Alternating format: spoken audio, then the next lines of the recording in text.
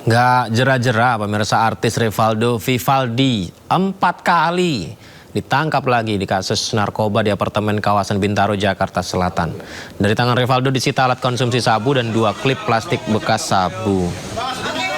Pemain sinetron Ada Apa Dengan Cinta Rivaldo Vivaldi ditangkap polisi di apartemen kawasan Bintaro, Jakarta Selatan. Digeledah, polisi menyita alat konsumsi sabu, 2 klip plastik bekas sabu, dan obat keras golongan A. Penangkapan ini merupakan kasus keempat yang menjerat artis Rivaldo terkait kasus narkoba. Sebelumnya Rivaldo 3 kali ditangkap kasus narkoba tahun 2006, 2010, dan 2023, dan sekarang 2026.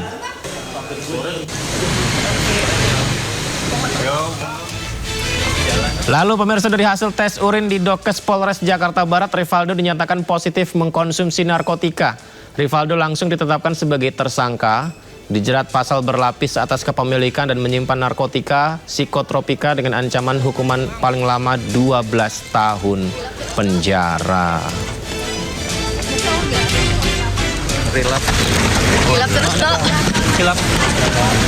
Nyesel gak atau seperti apa nih Bang Rivaldo?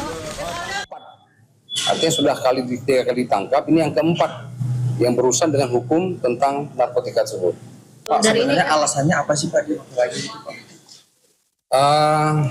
Kita bertanya kenapa dia memakai lagi, alasannya adalah karena supaya badannya fit, kemudian supaya tenaganya kuat dan sebagainya. Bahkan sesekali dipakai karena dia banyak pikiran. Nah, kita dalam pikirannya apa? Kita fokus kepada dia menyimpan narkotika itu.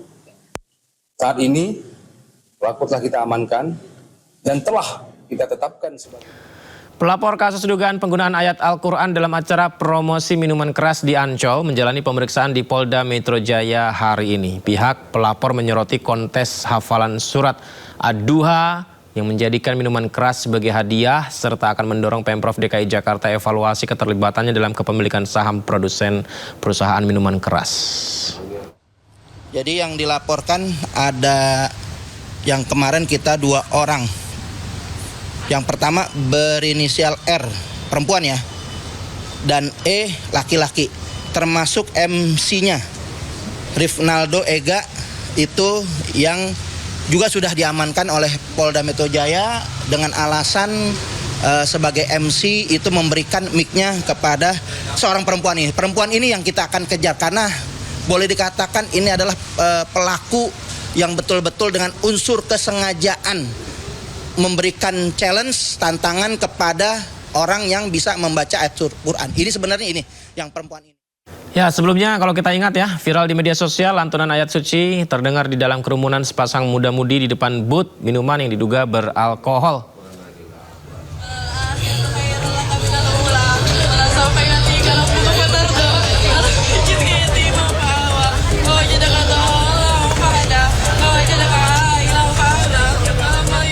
Miris ya, jadi kita dengar sayup-sayup lantunan ayat suci. Dikumandangkan di kerumunan sepasang muda-mudi di depan booth yang diduga brandnya minuman beralkohol. Ini beberapa waktu yang lalu viral videonya. Ada suara lantunan ayat suci seseorang di acara itu. Konten ini memicu beragam reaksi publik karena informasinya ternyata ini adalah semacam challenge. Kalau hafal dapat minuman alkohol. Ya, ini dianggap telah menodai agama Islam.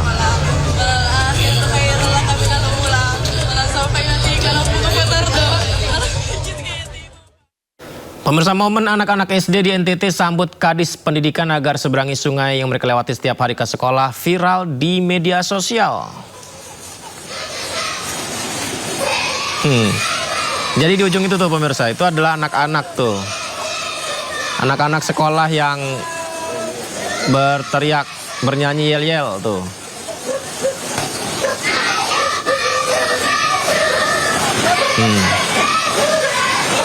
Ayo maju-maju, jangan ragu-ragu. Jadi ini adalah anak-anak sekolah di Desa Tasinufu, Aplal, Kecamatan Mutis, Nusa Tenggara Timur.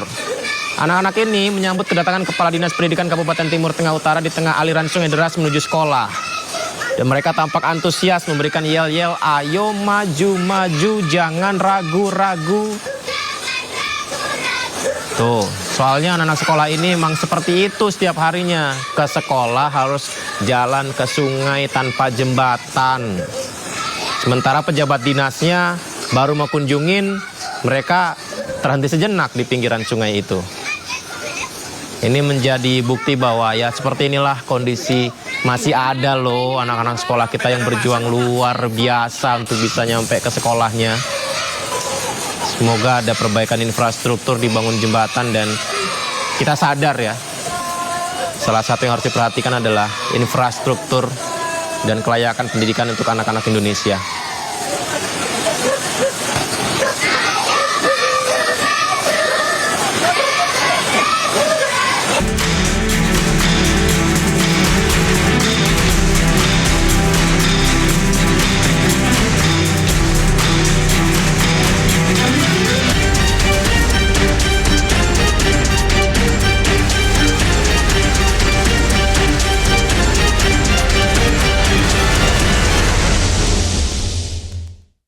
Calon Gubernur Bank Indonesia Destri Damayanti menjalani fit and proper test di depan Komisi 11 DPR. Destri mengusung 3 misi dan 5 inisiatif kebijakan untuk memperkuat ekonomi. Jadi Destri siap menjalankan tugas misi dan 5 inisiatif kebijakan bila terpilih mengemban amanah sebagai nahkoda Bank Sentral periode 2026-2031. Misi pertama mencapai stabilitas rupiah, memelihara stabilitas sistem pembayaran dan menjaga stabilitas keuangan dalam rangka mendukung pertumbuhan ekonomi berkelanjutan.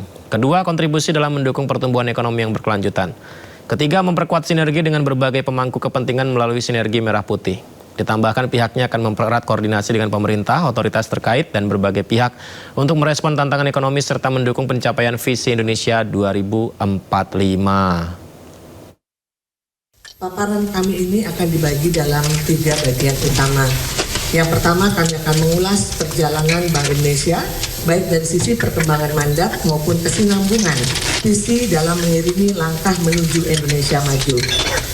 Kemudian yang kedua adalah perkembangan lingkungan strategis, baik global maupun domestik, serta tantangan kebijakan dan kelembagaan yang semakin kompleks di tengah momentum pertumbuhan yang perlu diakselerasi. Dan ketiga adalah visi yang disertai dengan 3 misi dan 5 inisiatif strategis Bank Indonesia yang kami pandang penting untuk menjaga stabilitas, mendukung pertumbuhan ekonomi yang lebih berkualitas untuk kesejahteraan rakyat Indonesia.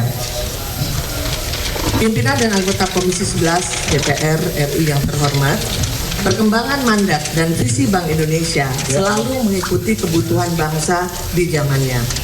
Dengan memahami perjalanan tersebut, kita dapat melihat bahwa arah kebijakan yang akan kami paparkan hari ini merupakan kelanjutan dari upaya Bank Indonesia dalam menjaga stabilitas, memperkuat pertumbuhan ekonomi, dan memberikan manfaat yang semakin besar bagi masyarakat. Koalisi Buruh bertemu dengan DPR dan Apindo untuk membahas RUU Ketenagakerjaan. Dalam pertemuan itu, Koalisi Buruh menyampaikan sejumlah usulan terkait pengupahan, PKWT, Jamsos, jaminan sosial, outsourcing, hingga pesangon.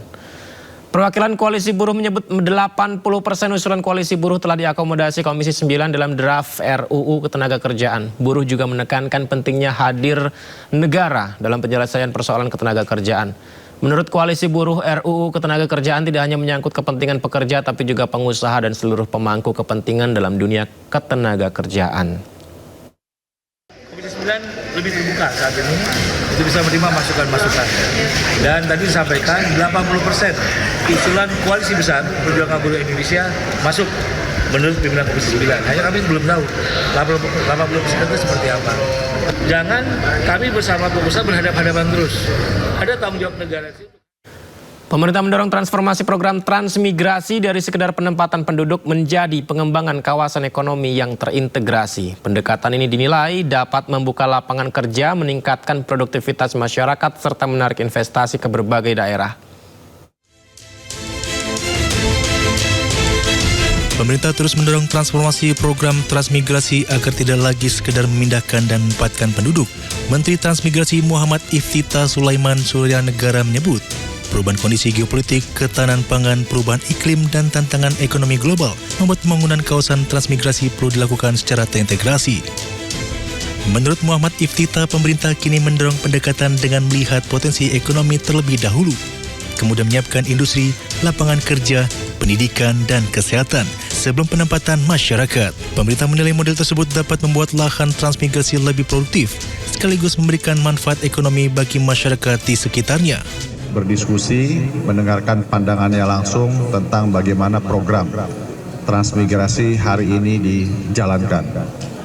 Dalam beberapa diskusi, selain tadi pada saat lecture, juga tadi malam saat saya berdiskusi langsung dengan Profesor Sonar Baskaya, beliau menyampaikan bahwa justru transmigrasi hari ini merupakan program yang sangat tepat pada waktu yang tepat.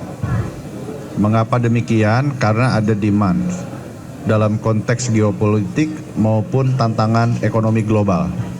Adanya masalah perang, kemudian masalah ketahanan pangan, masalah iklim, dan banyak hal lagi. Dengan pendekatan berbasis potensi ekonomi, transmigrasi diharapkan menjadi bagian dari pertumbuhan ekonomi daerah, sekaligus meningkatkan kesejahteraan masyarakat.